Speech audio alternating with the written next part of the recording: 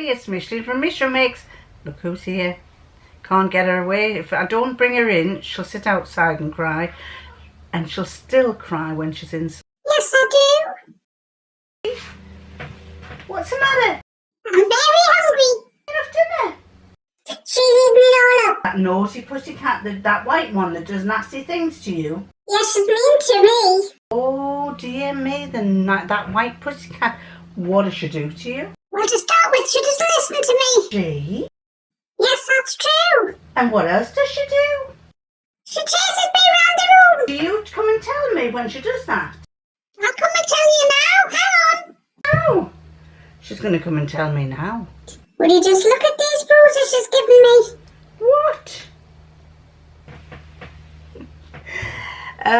This little scarf, I thought you might like to see this. It's two scarves that I've wound together and basically put a hair slide there to close it. You could just use that like that if you wanted to, and hair slides are very good. As you know, I used to have long hair, and I've got loads and loads of hair slides for long hair, so I use that to tie some of my scarves up. Sorry, I'm looking up there because I'm looking to see what I look like, but actually I should be looking here. Anyway, I'm going to be talking later on. I've got work to do first. It's Monday, it's our day off, but I still have some jobs to complete, some orders to get out. We work from home on a Monday, which is really good.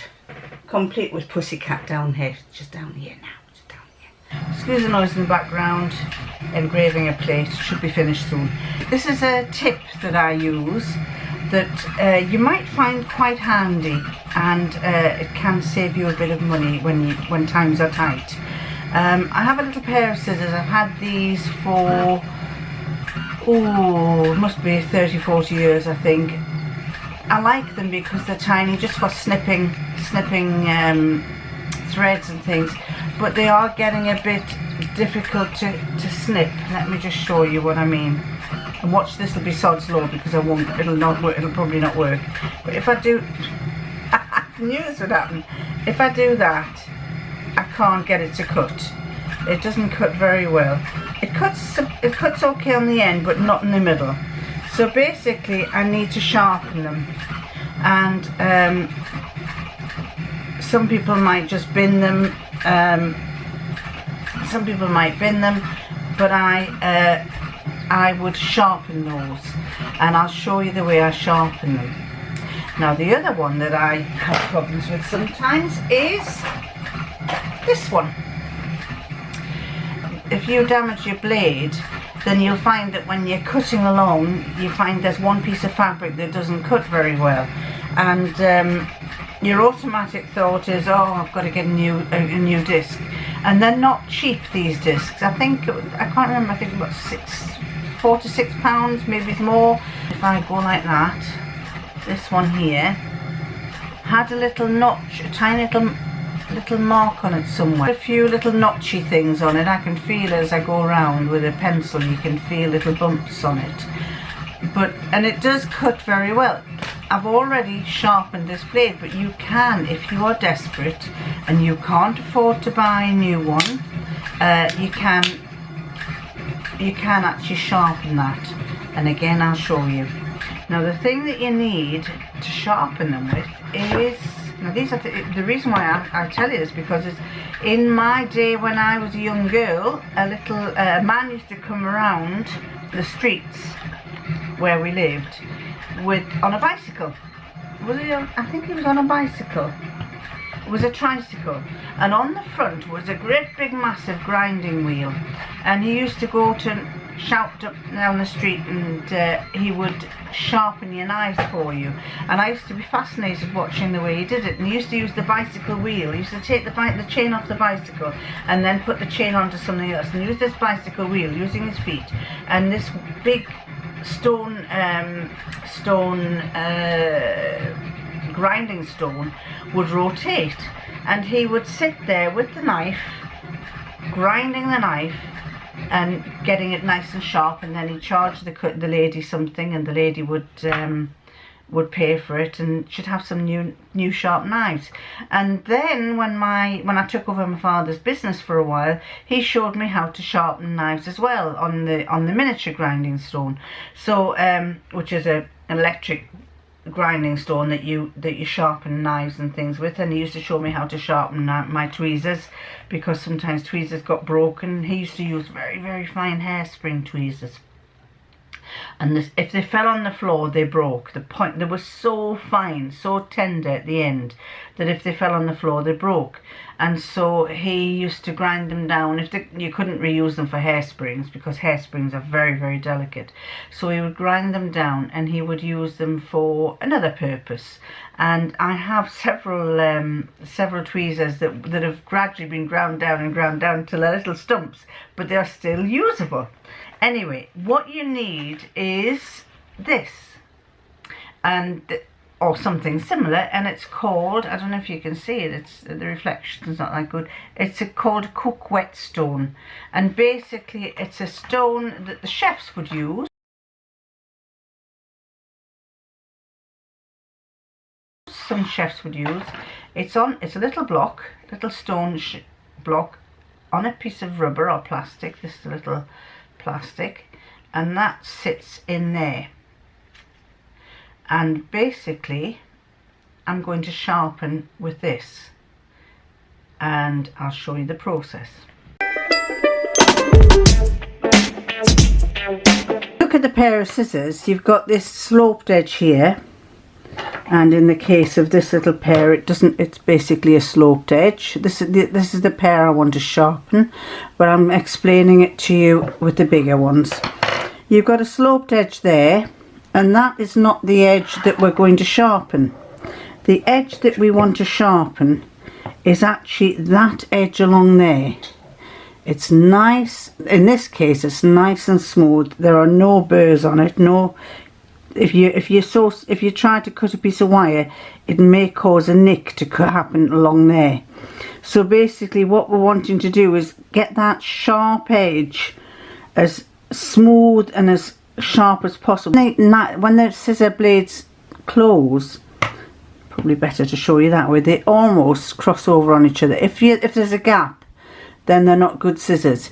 They're actually, the whole purpose of the cutting is because that top blade is pressing against the bottom blade and it causes the fabric to cut. The ideal way the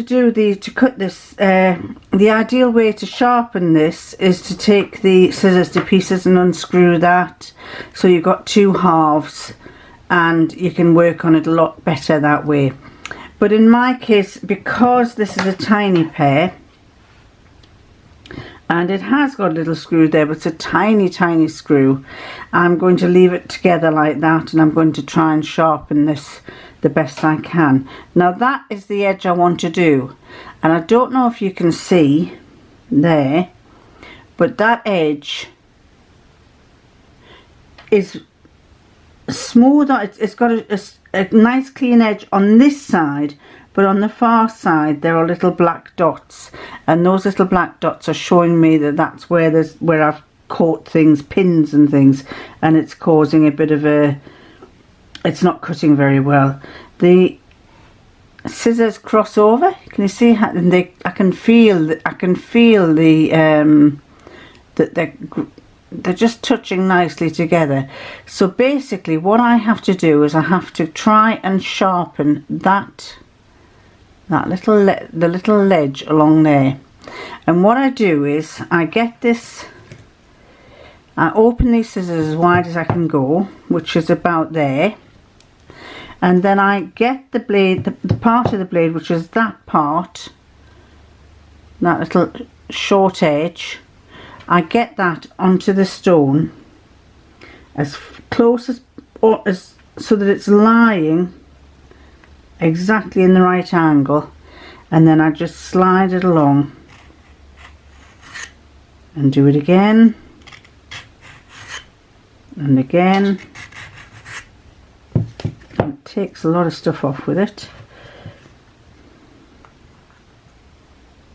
It's actually at a slight angle. I'm not directly like that, Look at the blade, it's at a slight angle to the blade, and I press down, and at the same time as I'm pressing down, I am cutting along.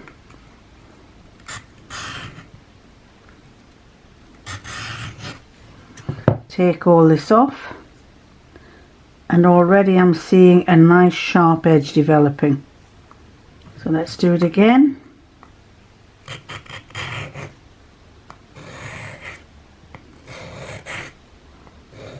Now this time I'm drawing it across the stone,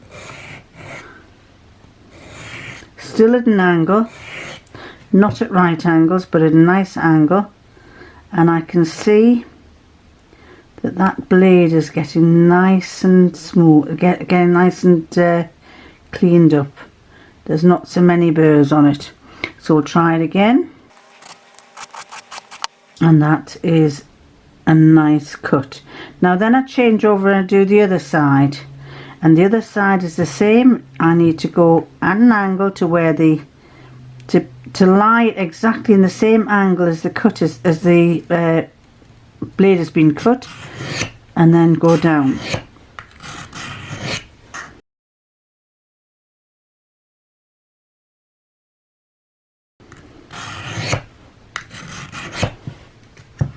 And that,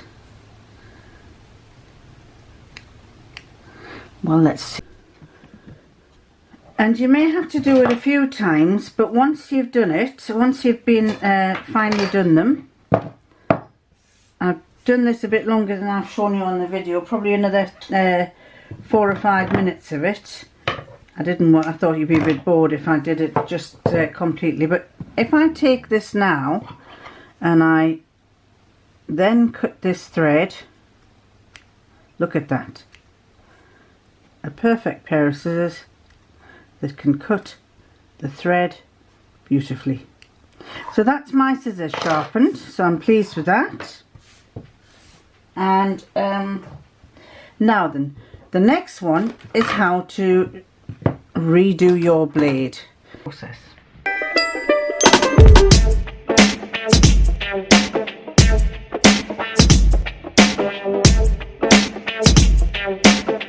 Now what you need to do here is you unscrew the back, obviously go through the process that you would go through if you were going to be, oops, I'm going to drop my scissors, that you'd go through if you were going to change the blade, and in this case you slide it out like that. Now this blade, hold it, don't touch the edge, because if you touch the edge you'll end up with cuts. I mean, I've got a cut there, I've got a cut on, see what state my fingers get into with doing the kind of job that I do. What I would suggest you do is get a piece of fabric or a piece of cloth of some sort to hold it. So I've got a piece of fabric here, and basically the whole purpose of that is just to hold it. So that is going to be holding it like that while I'm doing it, while I'm sharpening it, and it's just simply to protect my fingers. So the same thing, you've got a bevel on the edge of that. I don't know if you can just see, there's a slight bevel on the edge of this blade, and there's a sharp edge all the way around. Basically it's beveled on that side and it's beveled on that side, and by beveling both sides you get a very sharp edge. So you then get your stone, and the thing to do is to try and get it at the angle that that bevel is, which is slightly, almost about 10 degrees, and slide it along. Just slide it along. You can add a bit of water here if you feel that you want a bit more water to work on it, so put some water on and then slide it along again.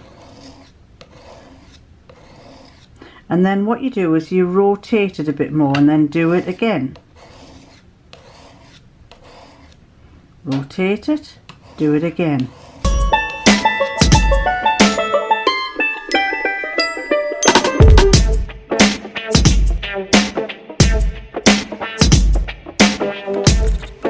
And once you've done that side, turn it over and do the other side.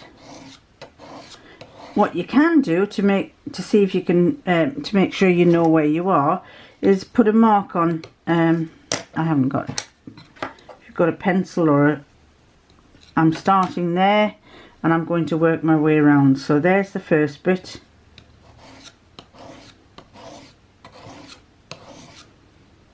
Turn it and keep doing it until you know that you've got right round to the start again.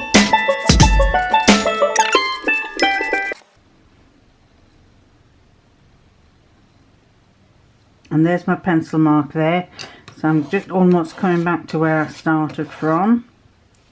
And we'll do it again there. So that has sharpened that. What you can do is just give it a wipe just to see that you've gone all the way around, and then put it back, reassemble it into it. Your thing a bit of a clean as well, because any dirt in there stops the wheel from turning properly. Right, so I'm going to put that there. That goes in there, and it goes to there. Then this goes through here on this side. Your washer goes onto there, and your washer curves. This little thing curves. You have to have it curving upwards because it's got to grip onto the nut. And then put your nut on.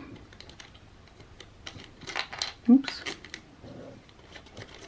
Nut back on. Being careful, the blade is sticking out, so make sure you don't cut your fingers in the process. Slide the cover back up. Now let's try. I should really have some cardboard or something. Let's use this cardboard here as a protection, because I don't want to make rips on my this is quite a thick piece of fabric. I'll turn it that way so you can see. I'm going to cut that, and let's do it again. I didn't go right to the end there. Let's do it this way. You can see it's made a lovely cut there. So watch this.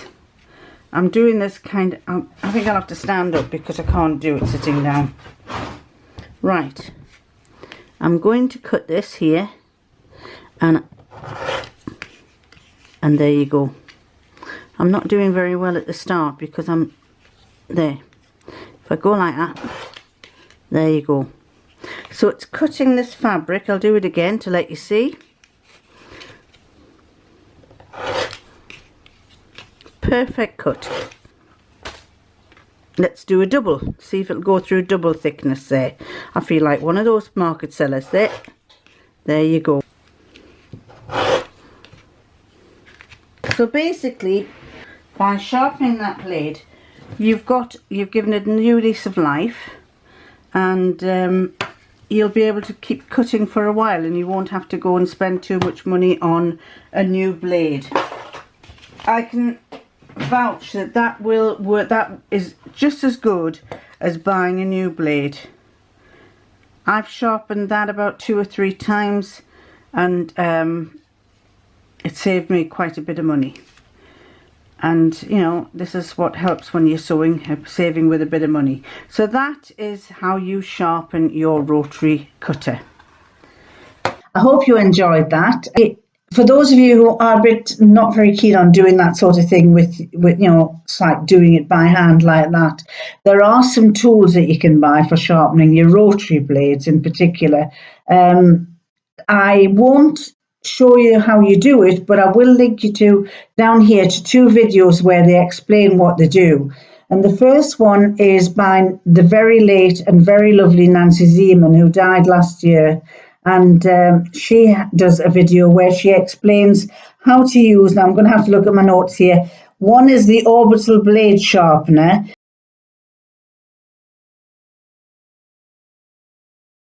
And the other is the True Cut rotary sharpener.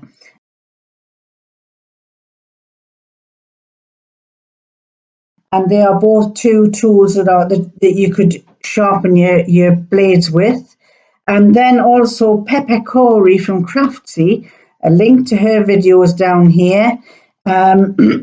She shows you the colonial needle She explains how you use the colonial, I can't get the word out, the Colonial Needle Company dual rotary blade sharpener.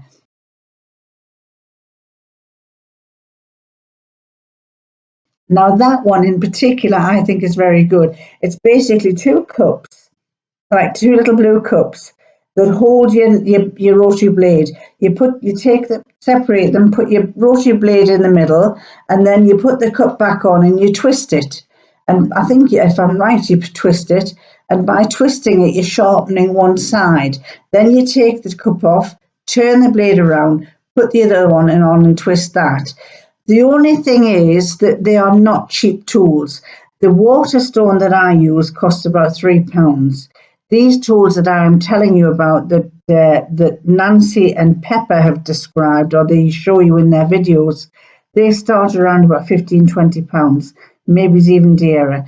So if you've got that money to spend, then fine. But the whetstone I find is handy for lots of other things as well. So, and I've also put a link down there. If you do want to buy these tools, I put a link down there to tell you, so you can find out where you can buy them from. So that's it. I've got plenty more videos to go. I just have to find time to upload them. And until then, I shall catch you next time. Bye.